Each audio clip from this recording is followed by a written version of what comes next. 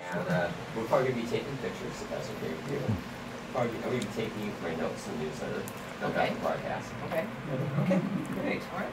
So maybe to start with, I think with what you discussed with Palos, I thought that was really cool. You guys talked about how collaborative it was. Yeah. How Patrick was actually ended up being the unofficial director. He was, and I'm glad that he's been the one to like finally kind of say that publicly, because I've said it privately and to people here and there, you know, carefully and not online or not, you know, in any kind of social media, because you know, you don't know who that's going to affect. That's right. And the fellow Peter, who's the editor, who was supposed to be directing, you know, I never wanted to say anything, but then, you know, like you don't know, it's going to get back to the person, and it's certainly if you put it on social media, it's going to get back to the person. So I was always very circumspect about that, and it was a relief that Patrick finally, in the kindest way possible, you know, which was the way I was trying to be about it, said, you know, told that story, you know, because it was all very,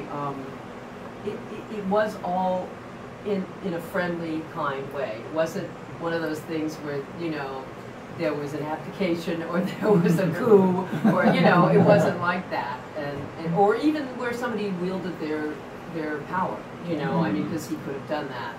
You know, he could have just said, "Oh God, you suck," you know, beat it, and it was never like that. It was the fellow was just. This happens later in series lives, you know, like the fourth, fifth, sixth, seventh year of a series. So much of the time, like, you know, one of the regulars or an editor or a writer or whoever, they start directing, right? Like, and Jonathan Frakes, you know, did a lot, and you know, they start directing a lot, and that happens to, I think it happens to most series, you know. But then every once in a while, you kind of get a ringer, you know, and he stepped in, I think, with the best of intentions, and he was just kind of like, you know, overwhelmed, and unprepared, and or underprepared. I don't know if he was underprepared as much as it just wasn't his wheelhouse, you know. His wheelhouse was as an editor, and perhaps his mind worked in that way, and not as kind of an artistic way in that manner. You know, I think editors are enormously artistic; they're artists, but it's very, you know, sort of linear, and and it's like boom, boom, boom. An editor's job is to take what somebody else has photographed and make it all fit together, not necessarily to figure out how to photograph it in the first place. Exactly, and it's not that kind of creative mind. I think is very not linear. You know, it's very, you know, sort of 360, and you have to think about this thing, this thing, this thing, this thing, and how it all is going to fit together, which I'm always amazed at with film and television directing. You know, it's even more than with staging something in theater. You know, you have to think about so many things. You're thinking about the camera and and when you're first starting out, I think that if you have a good DP, if you have a good director of photography, you know, good cinematographer, then that, you know, they can like really help you lead the way, sort of. You know, I've seen DPs that, you know, like work hand in hand with the director, and they're telling them to what angles and whatever as much as, right? But if you're totally lost, it's... What was it like working with Patrick as far as him, you know, advising you guys in acting or working with him in the scenes? I loved hearing him talk about acting and process at the panel, because it was something that we'd never discussed, because, you know, there was no reason to. But what I loved is that it's very, very similar to the kind of way that I work, you know, and it, like, using sense memory, using certain things, and coming from the idea of it's always you in another circumstance. It's like the more that you can build on yourself to create a character rather than do an imitation of, like, you know, beauty salon operator or whatever, you know, but it's me as if I was that, you know. So that to me is always, it gives texture to a role rather than just imitating some other field of work, you know. And that's pretty much the way he sees it too, is that you start with yourself. And I think we both intrinsically had the same way of working, and there wasn't a lot of discussion about how are you going to play the scene, or what are you going to do here, or what are you going to do, you know. You walk into a scene with somebody, and especially in television, it's fast. Yeah, exactly, you know, it's fast, and film is crazy, it's different, you know. It takes forever to do like one scene. Wow. Forever, days, depending on the director, you know. That's something that I've never understood. Why does it take so long to do one scene? What's the deal? Well, you know, lighting, you know, it's gonna be just perfect. Exactly. And it's life is not just like a that. different when you watch a movie, right? As opposed to watching television, okay? It's you have a lot more shots, right? The boom, boom, boom, boom, boom, boom, boom, and a lot of times with television you have a long shot, and then you may have a medium or a close-up, but you know there's a lot of more sustained shooting in terms of each piece, right? And with a film, it's each tiny thing, and maybe it's just because somebody throws them a lot more money. I don't know, you know, where it started, but each tiny thing is considered, you know, this little moment, this little beat unto itself, and people that are directing and making movies consider each one of those, you know, pieces of every single scene that they want that to be exactly the way they want it to look. And it depends on who you have, too. Right.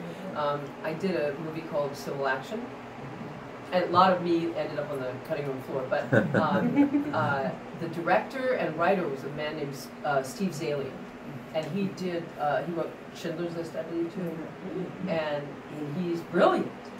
But he's nutty.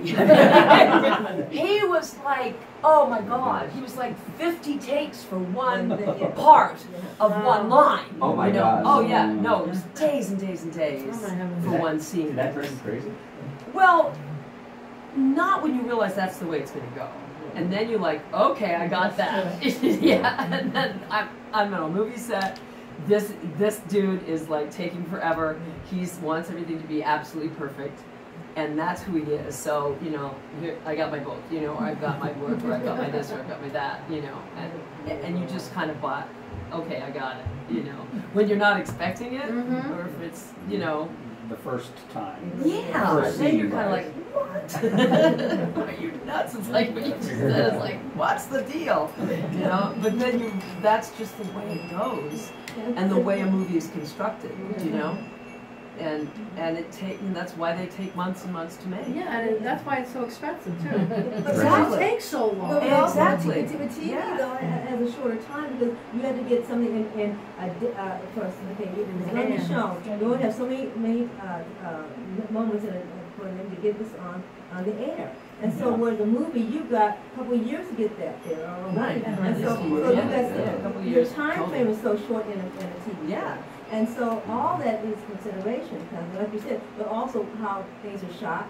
And there's two different places. Why folks do a movie, you sit in your trailer forever. You do TV, you barely get a chance to drink some water for the next thing. So, like you said, well, and television drama is different than you know, like single camera is different than 4 cameras. That's right. You know? Yeah, and then also comedy. Some of this live action versus the ones that are film. So all of the things in TV are so different than what you have, on film. But they're just two different beings, and they have their own way of doing it. Yeah. Well, I think you did. I think we all think you did a great job. In your life, just is so great. It's so neat seeing this. You know, what if the card had focused on family instead of career? Right. It's a question I think everybody asks. What did you think when you saw the script, and what made for you to? Wow, well, you know, I'm pretty sure I said this in the panel, I've said it to many people. I auditioned for Star Trek at least 5, 6, 7 times before, or more, before. I have scripts going back 3 years, 4 years, 5 years.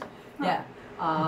One of them I actually sold at the convention. I sold 2 scripts at the convention, and one of them was because I have these all, and then somebody's like, you should do, and I did, and one of them was from like 4 years before that, one of the auditions that they used to give you, they don't do the same. They used to give you the whole, certain shows, it was the whole script when you were just auditioning for it.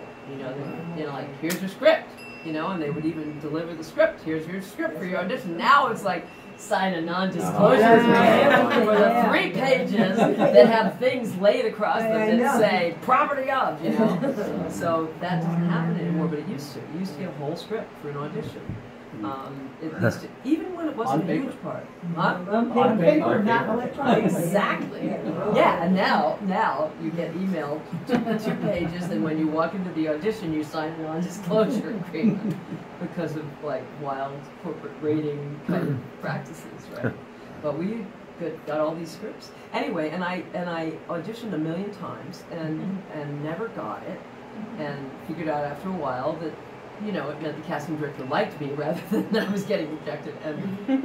And I mean, I just remember reading it and then going in to read for it and thinking, yeah, because it was, you know, absolutely by far the best role that I'd come across on Star Trek, and turned out to be the best role I ever got to do on television, period. You know?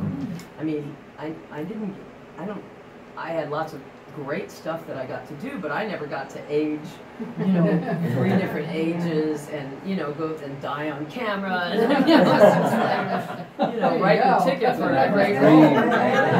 Yeah. So no, I think I just did the best that I could do, and, you know, I don't think any actor really does this the way they want to, but the best thing you can do is to go in, you do the audition, and your work is done, you know, and if you're lucky, then you feel like you did a good job, and then like, I'm done now, and anything else that happens, you have to view it as like icing, you know, you have to, you know, I finished for the day, I'm done, I did my work, you know, and I can't think too much about, am I going to get it or not, because that drives you crazy, you know, but you know, it was a great part, and I was shocked and thrilled that I got it, and, you know, it was just a great experience start to finish, it really was. I mean, Michael Westmore was my makeup guy, and he was lovely and considerate, and one of his assistants held my hand when they were doing the life, because I had a big, you know, plaster cast on my face, and you know, he said, some people fall asleep, like De Niro when I did him, he just like fell asleep, and other people are like, ah! Which is what I was, you know, because claustrophobic, and, you know, they put straws up your nose and all this my stuff. gosh. Oh yeah, because, you know, you can't breathe. You're laying concrete over your face, sort of, you know, plaster cast. So that was crazy, but he was great. The whole makeup crew was great. The whole crew was wonderful, and you know, you never know what you're going to get when you do a guest star. You know, it's they're doing it. It's their little family. And they can be incredibly hospitable, or they can be kind and polite, but, you know, not inclusive. Not inclusive, you know.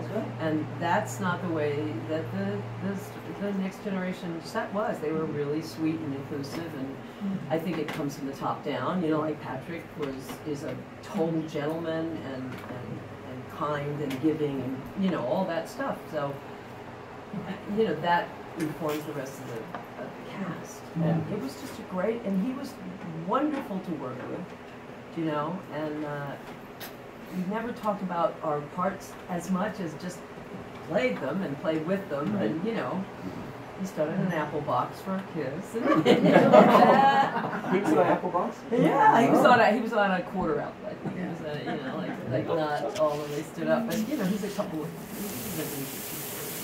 That's something we never knew. Yeah. I've never I was probably an inch, half an inch taller then, you know, but, you know, you kind of get a little shrinking action as you get older. But yeah, I mean, he was definitely like a couple inches shorter, you know, and they don't like, you know, Yeah, right? people just aren't used to seeing that. They don't want to see, you know, like Alan Ladd had to, you That's know, how that's right. you know, like, shame, right? It's like all the big action stars, you think they're all big and tall, and in reality they're really hard. Tiny little peanuts, right? Yeah. But it was great. It was a wonderful experience. I, you know, go ahead. How do you think about, what was your approach to playing her? What was your mind about how you wanted to play her? you know, I just, I think that she was very, for me, it was very much a straight ahead sort of thing where I did work on who Patrick was for me, you know, and did like preparation on that. I get people in my life that I have that overwhelming love for, you know, and just that she was, I think the biggest thing about that character for me was that he was the love of her life, and because otherwise she would just have, I think if that wasn't the case and you didn't get that from her, then she'd just look like a wretched, you know, pushover, you know, badly ill-treated woman, you know, because he didn't treat her very well for a long time. And I think the only way to get around that and to not have her look like a weak, you know, unhappy woman was that she just adored him, you know, and just like she meant it when she said it was the happiest day of my life when we got married. And because then that kind of, she had a trust in him, I think. When you love somebody that much, it's never unconditional unless it's your mom, and even then it's not, you know, but I think it comes the closest, you know, when you really are sure that this is the love of your life, and you sort of entrust yourself to them, right? It's like, I believe that you are going to come out of this, right? I believe that somehow, some way, you're going to come around, you know, and so I have to just sit tight and be patient. And have faith. And have faith, yeah, and I think that's what she had going for her, that I tried to transmit, not necessarily always consciously, you know, that's something, I think sometimes actors are just, you know something sort of intrinsically, and you go with that thing. And looking back on it, I think that when you ask that, I think that was the biggest thing that I played and held on to with her character, so that she could stay strong, you know, because there was a strength in that faith in him, you know, and then she didn't look like a you know, just a wuss, right? Yeah. Did you find that there was enough of that in the script as written to use yourself, or did you have to try to find it yourself? I think it's both. I think it's both. I think it was a well-written script, and it's been nice to get to know Morgan, you know, because, and as he said, he was very generous about, you know, it wasn't just him, and there was a room full of people working on that. But I always found that good lines and a good script are easier to learn, easier to play, easier to not have to construct something arbitrary as an actor, you know, and if those things aren't present, then it's harder to learn the lines. They don't make sense, you know. It's really like it's harder to play it. It's harder to make it make sense. It's all those things are more difficult when you have, you know, crap to work with, and you do in television a lot. And Patrick, I think, was trying to say that in a kind way in the panel. Remember that, Dave? Yes, I think so. And he was, and he got a little flack for it because some of the Trek people were like, you're like dumping on, you know, a bunch of the other episodes, and that didn't go over well. No, it didn't. No, I know. I know, yeah. And I was trying to be really, really politic about, I wanted to have some meat to dig into as a classical actor that, you know, before and during and after did Shakespeare, for crying out loud, you know. I mean, he's got that grit in him, right? Well, he's King Lear. Yeah, exactly. But, you know, those Brit actors are like, you know, they have that thing, right? Like, give me some work to do, you know. You know, Americans are like, yeah, I'll sell soap, whatever. You know? They're like, what? Secret deodorant? Sure. If you're in American TV, you're in the wrong place for the meat. Yeah, right. And then, so then you get absolutely floored and thrilled when you work with somebody like Patrick, and when you get a script like that, which, you know, I mean, I didn't get the answer. The short answer is, I really followed my nose and felt like you feel like you're either on the right track or you're not once you get into the meat of it and you're working with other people and everything. So I think that it flowed really, really well, and it's like, okay, this is like you have a rhythm or something, you know? But this script helped you find that rhythm. Oh yeah, I mean, she's just things like, it was the happiest day of my life.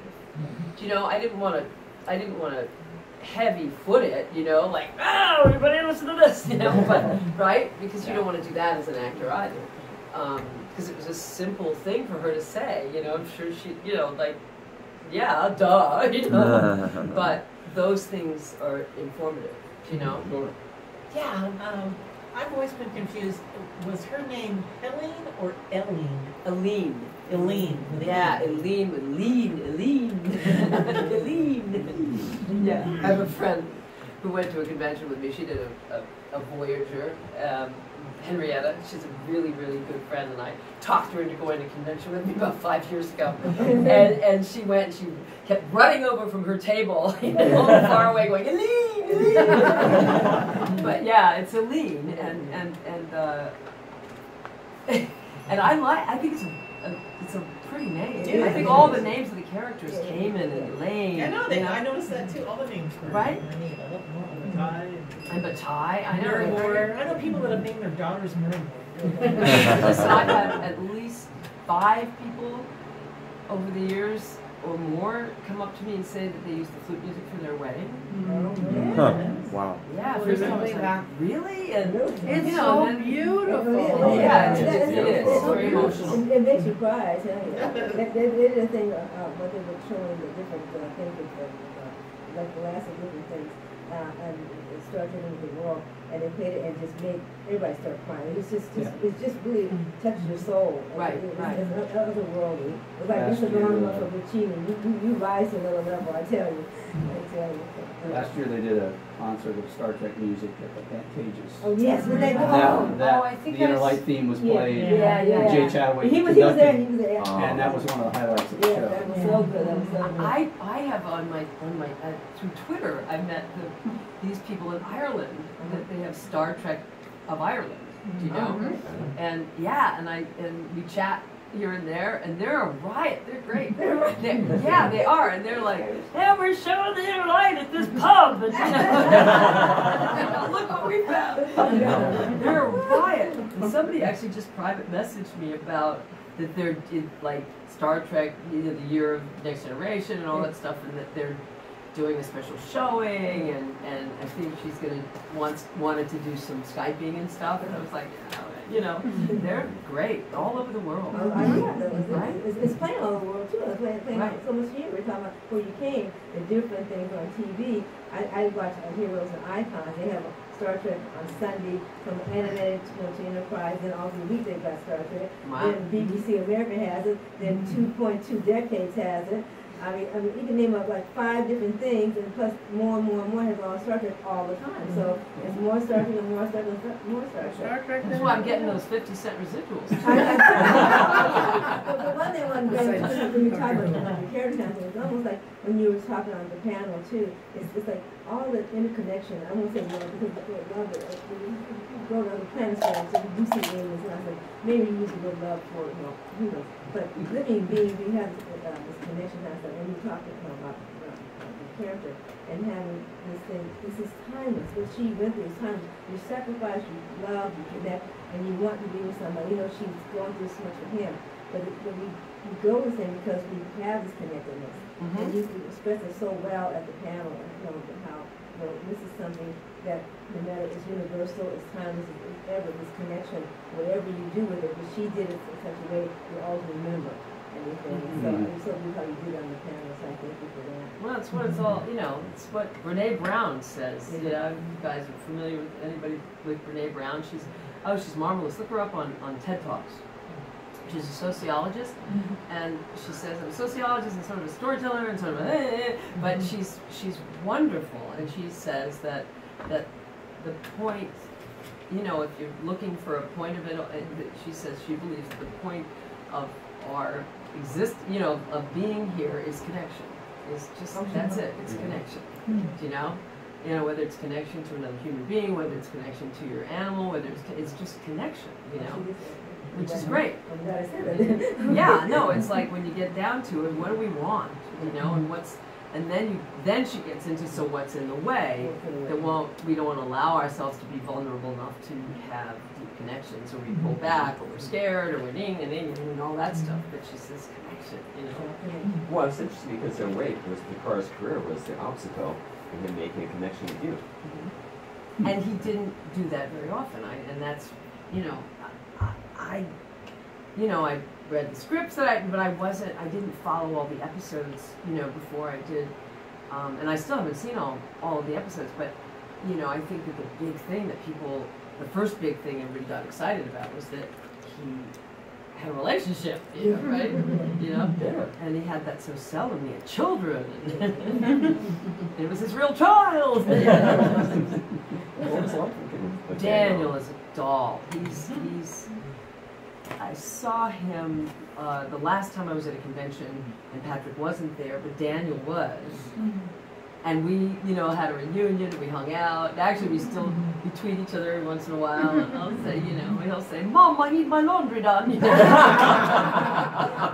He's darling, and you know, he's turned into a very, you know, serious, wonderful actor, and he's got I think he's got 2 kids, and he's a lovely guy, you know. But we had a great reunion about 5 years ago, and the last one I went to before this. And we were howling and everything, and Morgan was like, "I'm doing this panel. Why don't you guys, you know, walk in on the panel and we'll do a surprise panel?" And we did. We did. Yeah, he was doing this panel. It was pretty well, you know, populated the panel. There was a good audience there. And he's like, "And now I'd like to introduce it." You know, Daniel and I walked in, and everybody goes, "Ah!" And it was like the precursor to the one at this one. You know, Daniel and I sat there with Morgan and chewed it up, you know, for a half hour. It was great. I love when they do that. I love when they come in and they do the surprise, you know, it's so good. Yeah, it's great. It's great. So what's everybody? I promise I will not hold it against you. I won't even record this.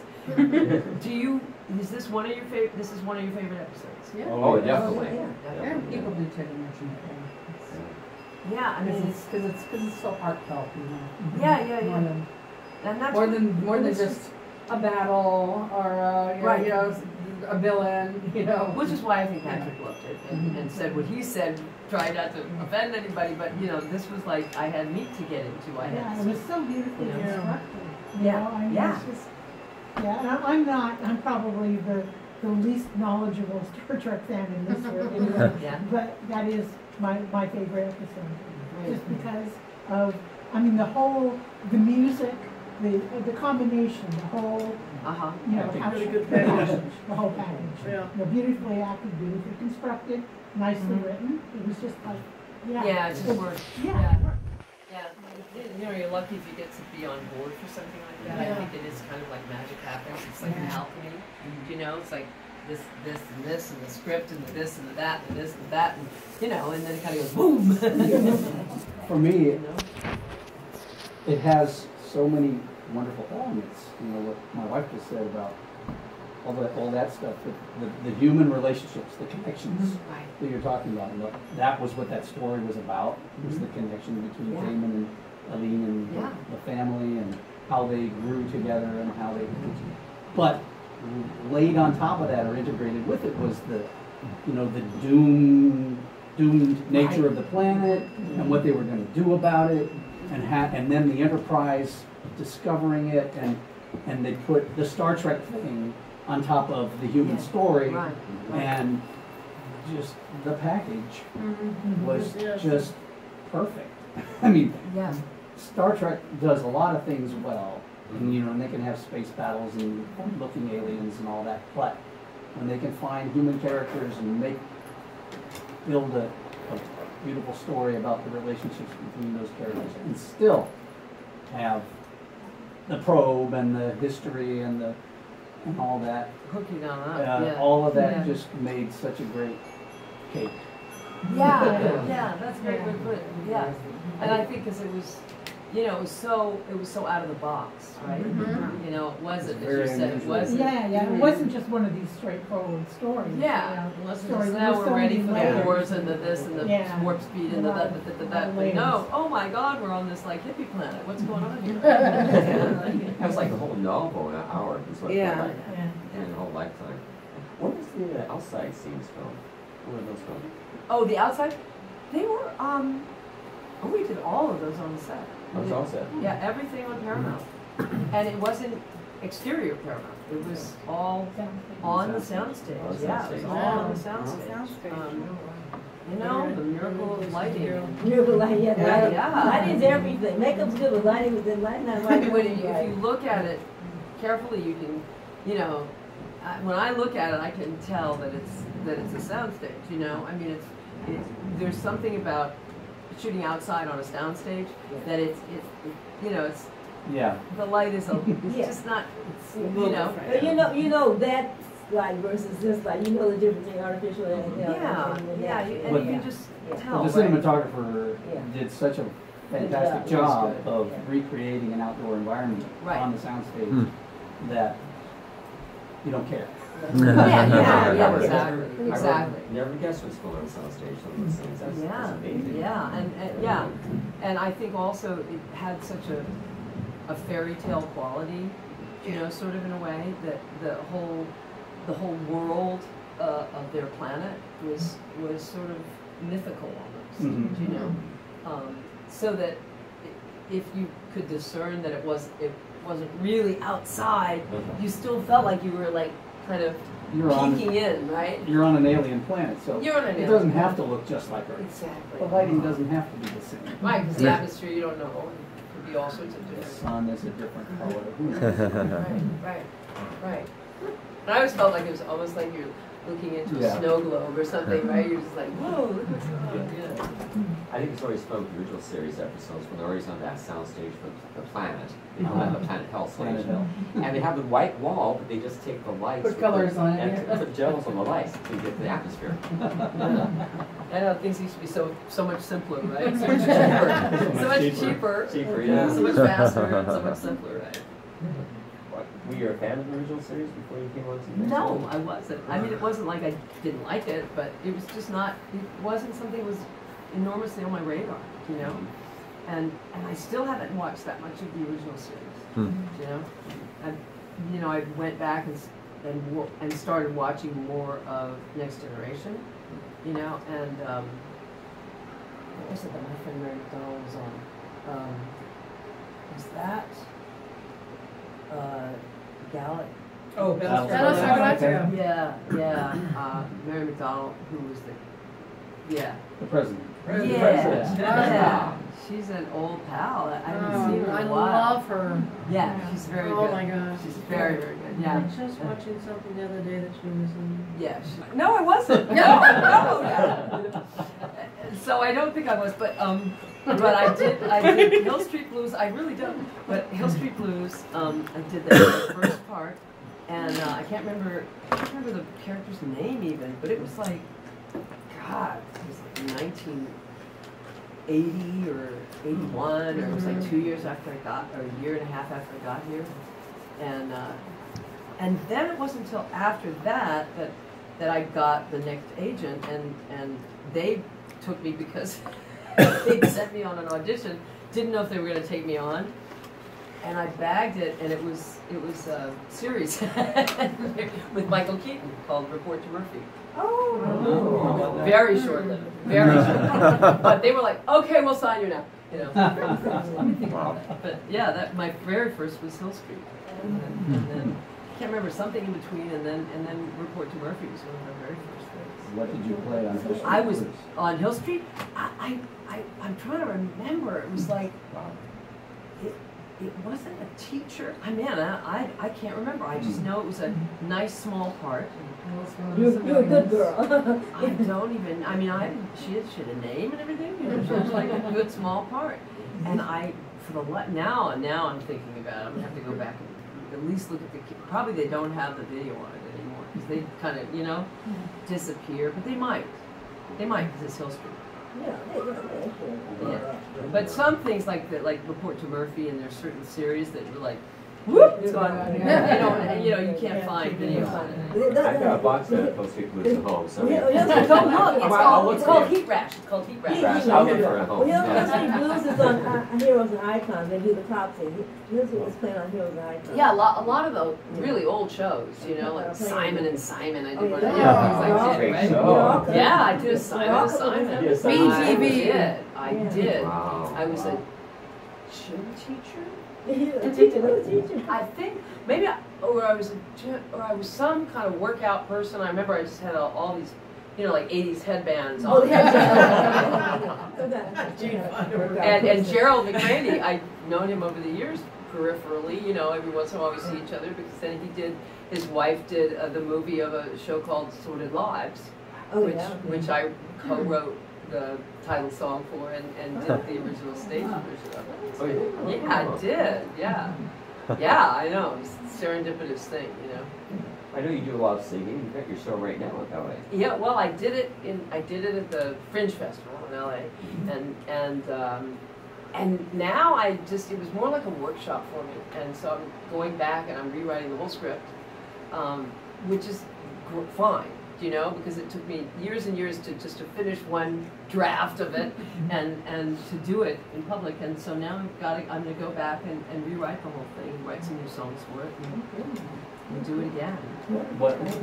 I'm sorry. It's my one-woman show, and I've been talking about it and trying to finish writing it for really a long time. Like it sounds like stand-up, but like almost 20 years, and it's true. And you know, there's kids, and there's this, and there's that, and there's, you know, and I finally just got really sick of talking about it, and so did everybody else. So I finished. I signed up for the Fringe Festival, which is and so I had a deadline, and raised, did a Kickstarter Indiegogo. I did an Indiegogo on it, and which I didn't raise the money I set for my goal, but so many people, it was just like still a great experience because of the people that kind of showed up for it. It was wild, and self-produced the show.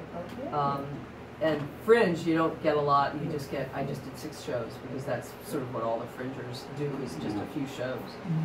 And it was sort of like seat of my pants. Like I kind of let go of my director last 3 weeks of the show, before the show, because it just wasn't working, and I wasn't finishing the script, and you know, I was literally still writing it the day before I opened, and you know, so half the time it was like seat of my pants and riffing, and it was Stress City, but it was fun. It was fun. It was a musical. So now I'm going back and kind of, you know, taking what worked and filling in what didn't, and then we're gonna do a videotape that we're going to do either a live webcast of it or just show it afterwards, you know. And then I'm going to see from that, once I have the script finished, and do a webcast of it, or at least do a videotape of it for like invite an audience. Then we'll see if I can use that as a tool to get the next production. Okay, all right, sure. Yeah, as long as I can, you know, do it before I had to like sit in the wheelchair and put a thing to my ear. You know, it's like keep going. One hope. You know, finally.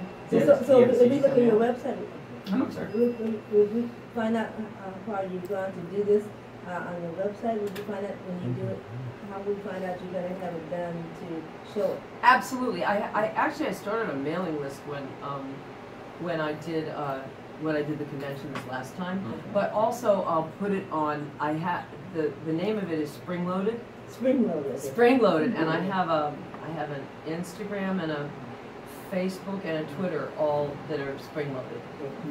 That's the name of the. You know, I have special pages for it, and I'm undoubtedly I'll put it on my regular Facebook and my Margot's music thing as well. So I'll like throw it up everywhere. It's like social media, you know. You see Spring Loaded, know it's you, Spring Loaded. And I'll probably, if I'm smart enough, you know, I think you know, if I can get somebody to help me out this time, I'll put it up on all the Star Trek stuff as well. You know, because you guys are like the best. No, it's Star Trek. I love I love my Star Trek folks, you know, it's just the best people ever. I had the best time at this last convention. I just had such a great time. Do you do very many conventions? I don't. I've only done Vegas, and I think this was my 4th or 5th in, you know, however many, 8 or 10 years. You know, I didn't for a long, long time after I did the show. And people every once in a while would just say, you should do one of the conventions, you should do one of the conventions. And it's like, nah, you know. And then finally, I don't know, I ran into somebody else, and you know, I met Jonathan Frakes, you know, through another theater thing, and he was talking about it, or I don't even know why I decided to finally do it, but I just like, why not? You know? And once I did one of them, it was it's such a revelation, you know, because you have no idea what it's going to be like. And then you meet these people, and everybody is, you know, it's just a whole thing. It's a whole world, you know, and the lovely one. So you know, I love doing it. You know, I wanted to do more and just kind of kids and men. This sense of inclusiveness that we're all trying to make it here as living beings. And so, like you say, when my folks said, well, we're going to convention, you got to go dress up. No, not just dressing up. And when I tell them what Star Trek's all about, I said, I don't go just for the gadgets. I go for the, you know, for the people I meet and for the things that, my friend, she's in Scandinavia now, to my happy place. I live in Denmark for a semester, so I know what being happy is. She's going to Scandinavia now. So she said, oh, Jack, when you go to the Star Trek, you go to your happy place. I said, yeah. And so she said that for years. And then this past year at the convention, Scott was talking with Gene Roddenberry's son on the bar. He said, well, oh, happy place. And so this was Joyce said, happy place. And then a guy from Albuquerque said, I didn't go to conventions for a while. I started going, and this went happy. I said, happy place. I've heard this now on. So I told Joyce, I said, happy place. That's what started, you know, happy place. You're there, and you feel so good. And one thing I'm going to leave with you, this is my prayer, sure. Ricardo Montalban was there years ago, and he had back problems. He was in such pain. Sometimes he wanted to commit suicide. And he talked about the wrath, the kind of things he's talking about. And he was saying how horrible things were, and he wanted to die. And he said, such awful things going on. And he said, but I kept persevering to them. So it was a grand slam here in Pasadena. Yeah. And so he was standing there, and he was talking to them. They said, we couldn't do a lot of signing autographs because he's doing so bad. And so after about 10 minutes, he stopped his speech. He said, I haven't had a pain in the last 15 minutes because of all the love you've given me. And so we gave him enough to stop pain that he wanted to commit suicide on. And that's what Star Trek's all about. People whose lives have been changed, people who survived, like the person Coach Shatner, that when they were prisoners and they survived torture, and they knew every line of Star Trek TV show. And nobody had that kind of power. That's what it's all about. It's that making people come together and not destroying people. Yes. That's why I thank you for coming in and understanding that. I'm sorry, Margot, but I'm so glad that you understand. It's not all these things that you came back again because you saw the people. And the ones in wheelchairs and ones who are not doing whatever. That we are here. And that we are supposed to be here. I think it's... And that's what Roddenberry wanted. Separate, but to bring together. And thank you for understanding that. It's I'm not sorry. hard to I'm see. sorry. It's okay, Jack. It's all about the passion that the fans have. And the acceptance. Whatever makes anybody tick is, whatever differences everybody has. It's like, that's cool. That's fine. I'll take the box. It was a very pointed line. He was saying, this is nothing. And he was just, he was very graceful. So gracious at that time. But yeah, it is amazing when you see the actors out there sharing their stories and all that. What got you into acting? Why that? Actually, when we moved from Delaware to northern Indiana when I was 9, my mom, who, I think in retrospect that she really just wished that she'd done more of it herself, because she was, she was bigger than life, but she enrolled my brother and my sister and I in children's theater there. There was, and you know, somebody said to me not that long ago when I was in a writing class when I was in, how unusual it was to have this incredibly strong theater. That there was a summer theater, there was a children's theater that went all winter. You know, it was this called the Dunes Arts Foundation, and how unusual it was to have that strong theater and theater program in you know, northern Indiana in the Midwest in the you know, 1960s and 70s, and you know that it was unusual, and yeah, I never thought of that because it was my life, you know. But my mom enrolled us, and I guess once we moved to Indiana, she found out about this, and she enrolled my brother, my sister, and I all in this children's theater deal, and my brother dropped out like, you know, he was grandfather in Heidi when my first starring role was Heidi. With, I was a little perm when I was like 10, 11 years old. Wow. And my brother was grandfather. and my best friend Shelley was Sept, the little orphan boy, you know. Oh my and then my brother was the giant in Jack and the Beanstalk. And that was it for him. He was done, right? He was like done.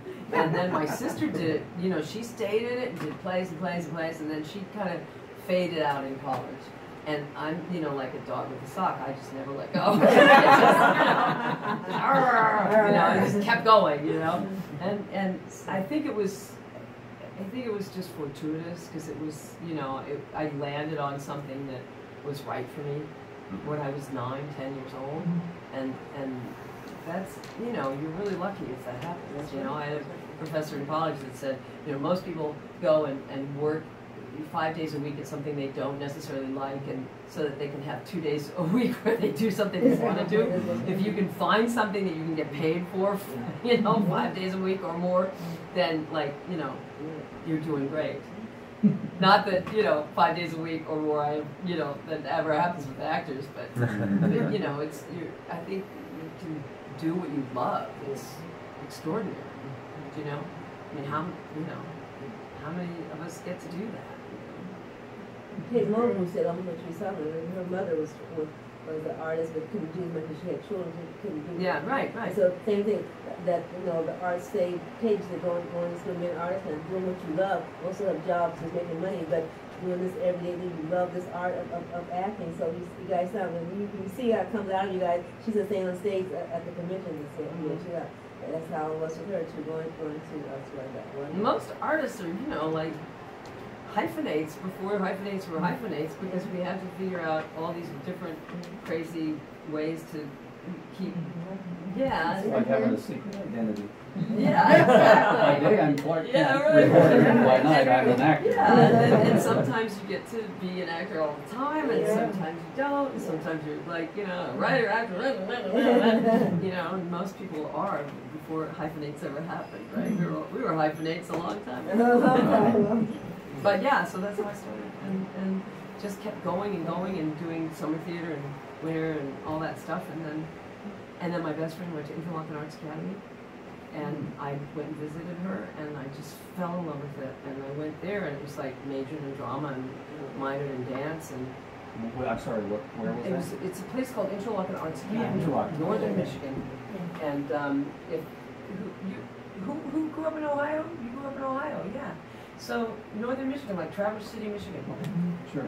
And it was a music camp for years and years and years before. I certainly have heard of it. Yeah. It was a music camp, and you know, it was all, you know, and then I think the 3 or 4 years before I went, or maybe a little bit more than that, right around, you know, the early '60s, they turned it into a prep school as well. And it was beautiful, you know, up in the pine trees and everything, and you know, you got to major in your art, and it was like, that sealed the deal. Sealed the deal. And then I went to Yale, and I went to North Carolina School of the Arts, and you know, then New York and California, and you know, just like follow your nose, you know. And you did some movies. What movies were you in? Not as many as, not as much as television, but 48 Hours was my first movie. 48 hours. Yeah. 48 Hours, yeah. Wait. Yeah, you do.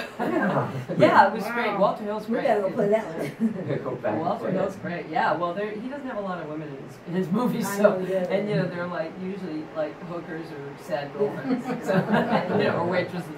But he's such a nice guy, you know. You always think, well, how come you just, you know, all these women in your movies are so sad? But yeah, so he's a really sweet man. But yeah, it was great. You know, we were like these tough girls and got shot up, and it was lots of fun. And Civil Action with John Travolta and just a ton of great people. Bill Macy and all sorts of. It was a wonderful cast. And True Believer with James Woods. What was it? Oh, Sliver. I was like a tiny piece of nothing on Sliver. I mean, you know, I was like a situation in an apartment on a television, like that kind of thing, right? And, little do you know until yeah, show within the show. And a couple of things. A movie called Eating by a independent director named Henry Jaglom. And most of that ended up on a cutting room floor. Tons of films. Yeah, that's right. There you go. And something. Oh, and then I did a part in the movie of Sordid Lives, and that also ended up on the cutting room floor. But that's okay. I co-wrote the song, so yeah. And I think maybe one or two others I'm not remembering. And then some TV movies. You know, one with Kathy Bates, her first TV movie. Oh, first TV movie? Yeah, Kathy Bates is first. We became such great pals because we played reporters. It was a real life. It was called. Wow, what was it called? Damn! It was Keith Carradine and oh, I'm going to think of it before I go. I promise.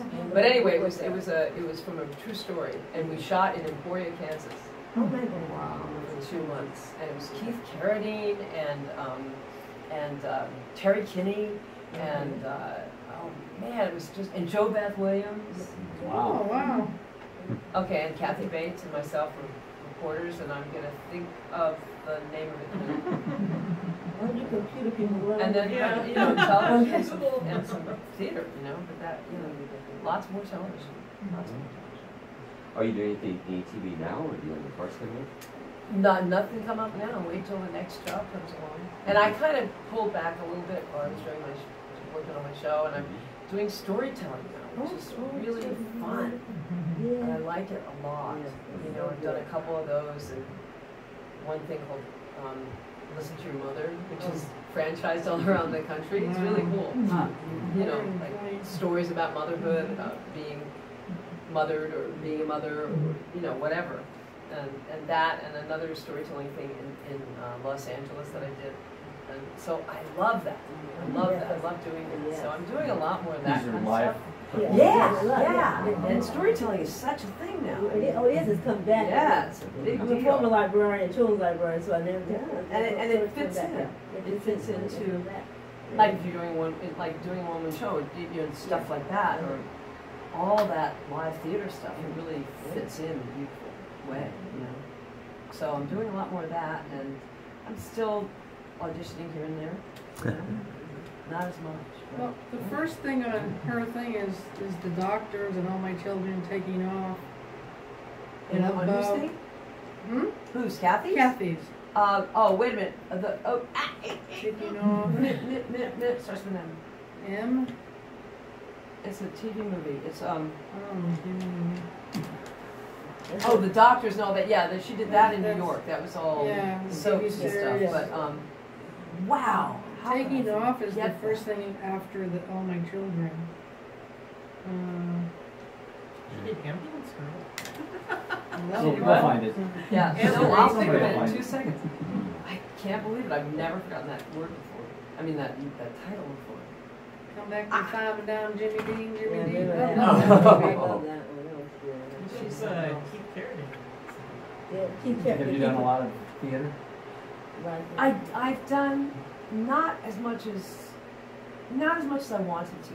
You know, between like kind of getting going in theater and in television once I got out here, and then the kids, I kind of, you know, stopped doing as much as I wanted to. But in New York, I did a bunch of readings, and then all of a sudden I got Godspell.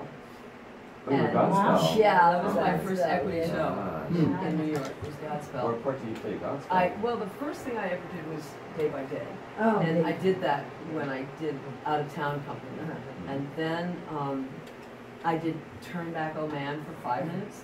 I've got some pictures of that, and then I settled into By My Side, and that was the part I played for like a year and a half. I got it. Off Broadway. Murder Ordained. Thank you. That That was gonna bug me. That's why I said somebody got a computer. Ordained. Murder Ordained. 1987. 1987. The first thing she did after she came to California. Yeah. They're almost 6:40, so I think if we're gonna watch the episode. Yeah, I was thinking, well, because she needs to leave at 7:30. Yeah. So what I'd like to do is maybe do a group picture with you, Okay. and then we can watch up. So if you want to sell your pictures now, I want to leave you enough time. I don't want to rush you at the last second. Does that Thanks. work? That's fine. If Yeah. anybody, if anybody's wants to get pictures, that's great. If not, they're in my car. I don't have to. But if anybody wants them, I can do that. Yeah. Well, let's do the group picture first. And actually, I need to go to the bathroom. Okay. I do that. That's Right. right. That comes first. That's always. And maybe. And I'll check my kid Yeah, because try I your son. think he's probably texted me 4 times. Yeah, I'm sure. saying, "What about That's that right. money, Mark?"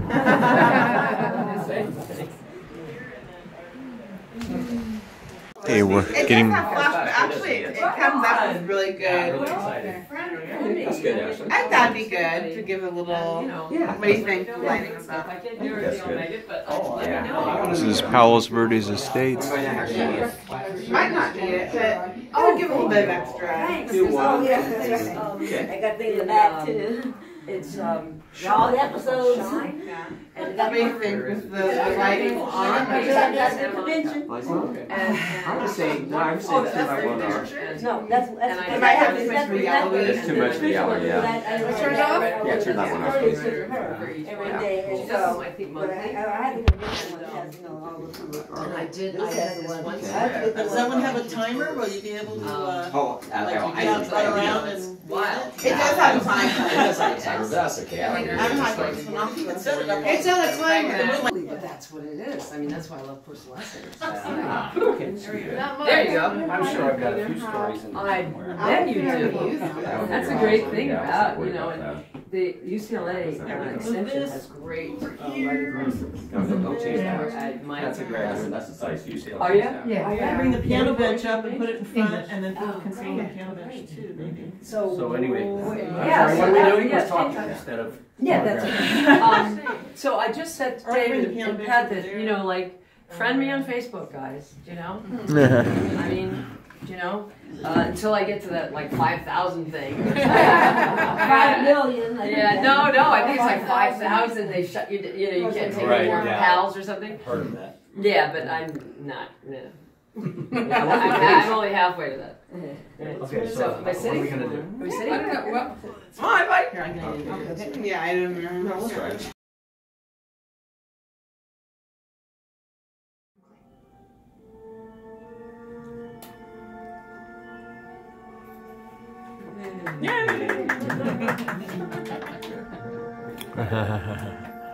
Cayman?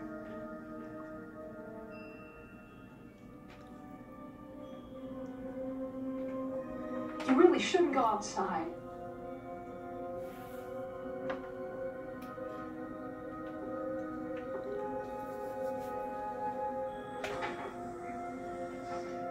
Now, how did he know how to? Please come back inside.